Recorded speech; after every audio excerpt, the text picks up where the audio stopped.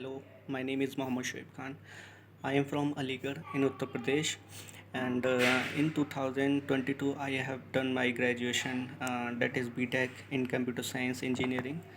After that, I have joined evision as per my friend's suggestion.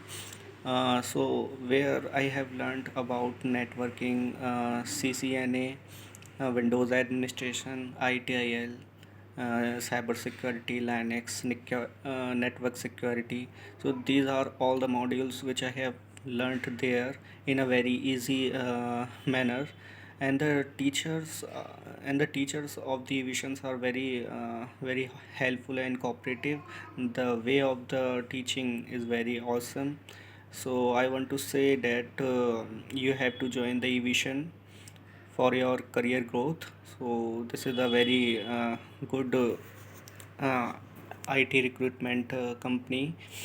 So where I have completed my course in 45 days. After that, I have got placed in Teleperformance company as a desktop support engineer with a 2.5 LPA. So for this, I want to say thank you to the Vision and all the Vision teams.